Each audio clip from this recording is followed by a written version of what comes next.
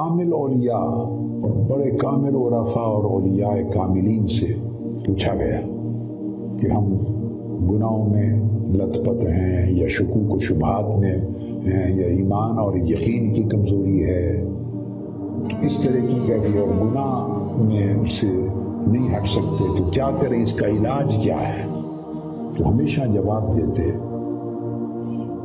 کہ بری صحبت اور سنگت کو ختم کر دو، جہاں سے گناہ کی سوچ جنم لیتی ہے اس کو بند کر دو، بری صحبت اور سنگت کو ختم کر دو۔ یہ میں نصیحت کر رہا ہوں، بری صحبت اور سنگت کو ختم کر دو۔ گھر میں جیسے ہول کھل جاتا ہے، کوئی گٹر کا کھل جائے تو گٹر کا گندا پانی چل رہا ہے نیچے سے، اور بالکل آپ کا گھر محفوظ ہے، بند ہے، تو آپ کو نہ کوئی بدبو آئے گی نہ کوئی، گٹر تو ہر جگہ ہی چل رہے ہیں، گلی کوچے میں چل رہے ہوتے ہیں نا، ہر گھر کے نیچے سے سیوریج سسٹم ہے، ہر جگہ چل رہے ہیں۔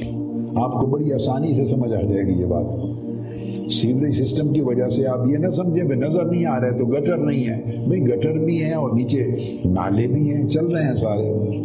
ہوتا کیا ہے، کسی جگہ سے اس کا ڈھکنا اٹھ جاتا ہے، جب ڈھکنا اٹھ جائے تو دونوں امکانات ہو سکتے ہیں، وہ پانی بہہ کے بھی آپ کے گھر میں آ سکتا ہے اگر دباؤ کرے، اور بہہ کے نہ آئے تو بدبو تو آئے گی ہی آئے گی۔ اب یہ جو اولیاء کی نصیحت ہے اس کو بڑا آسان کر دیتا ہوں سمجھنا۔ انہوں نے کہا برے جہاں سے گناہ جنم لیتے ہیں ان گناہوں کی صحبت میں بیٹھنا چھوڑ دو، ان گناہوں کی سنگت کو چھوڑ دو۔ اب اس کو سمجھانا چاہتا ہوں، گٹر سے ڈھکنا کھل گیا، اگر پانی آ گیا تو سارا گند ہو گیا، اگر پانی گندگی کا بہہ کے نہیں بھی آیا تو اس کی بدبو سے سارا گھر بھر گیا۔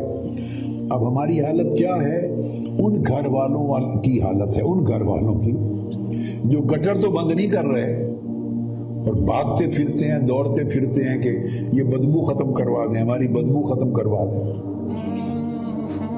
کوئی کہتا ہے کسی پیر کے پاس تو کوئی تعویذ دے دیں ایک دم بدبو ختم ہو جائے، کوئی کہتا ہے دم کر دیں کہ بدبو ختم ہو جائے، ہمارے گھر میں بدبو بہت آ گئی ہے، کوئی کہتا ہے دعا فرما دیں بدبو ختم ہو جائے، ہمارے گھر میں بدبو بہت آ رہی۔ بھئی گٹر آپ بند نہیں کر رہے، بدبو کہاں سے؟ تعویذوں سے بند ہوگی، دعاؤں سے بند ہوگی، دم سے بند ہوگی۔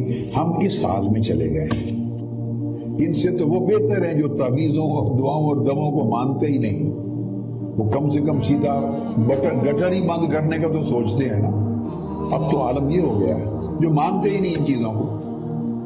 یہ ہمارا ماننا اس نے تباہی پھیر کے رکھ دی ہے، یعنی اس کا غلط استعمال ہو رہا ہے، ناجائز۔ گٹر بند نہیں کرنا اور بھاگ دوڑ کر رہے ہیں۔ آپ چاہیں اس میں محفل میلاد کروا لیں، گھر میں اس نیت سے دعا کریں کہ باری تعالیٰ اس میلاد پاک کی برکت سے ہمارے گھر سے بدبو ختم کر دے۔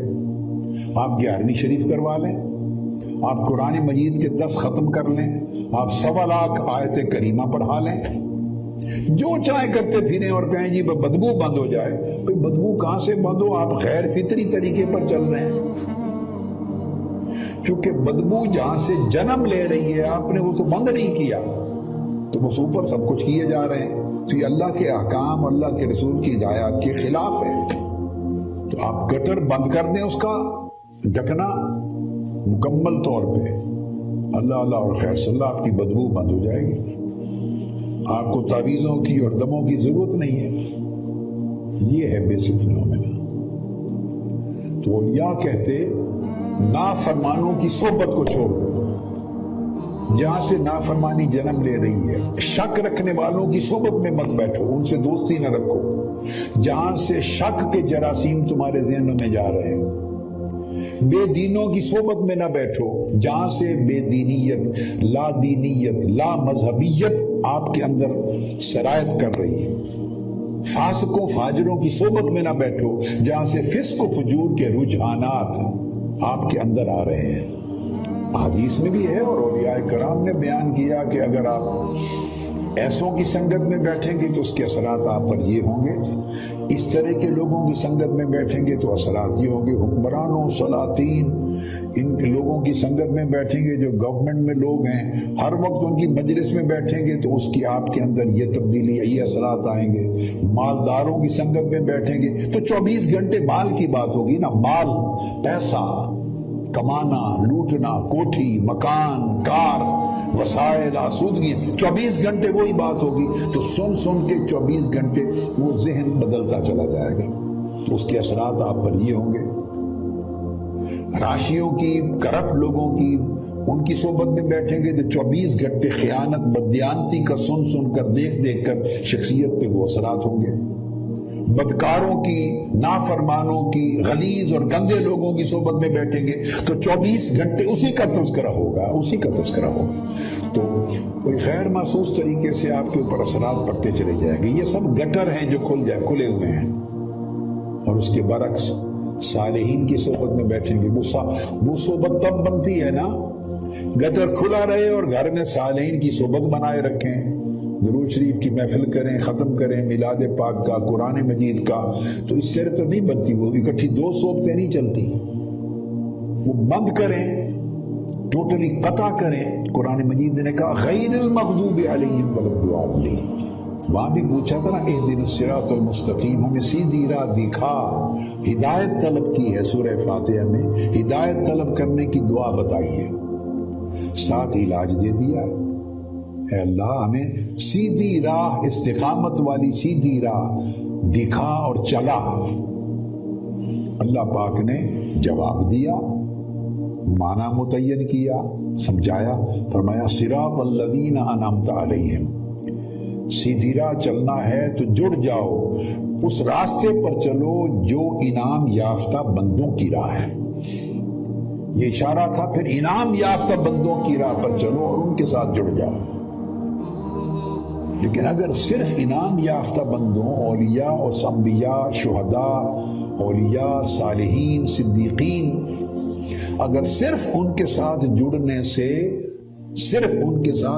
سے ہدایت مل جاتی تو اگلا حصہ سورہ فاتحہ کی اس آیت کریمہ کا نازل نہ ہوتا۔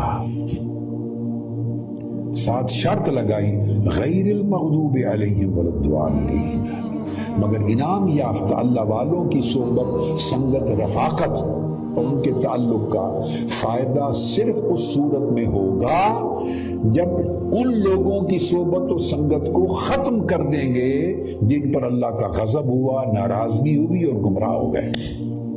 یہ 2 چیزیں جب ملیں گی، جوائن کریں گی، تب جا کے ٹوٹیلٹی، وہ کلیت جس کا ذکر کر رہا تھا، وہ بنے گی اور اس کے نتیجے میں ہدایت ملے گی۔ ہم پک اینڈ چوز کرتے ہیں، ایک کام کرتے ہیں، ایک چھوڑ دیتے ہیں، کچھ کرتے ہیں، کچھ چھوڑ دیتے ہیں، اس سے رزلٹ نہیں آتے۔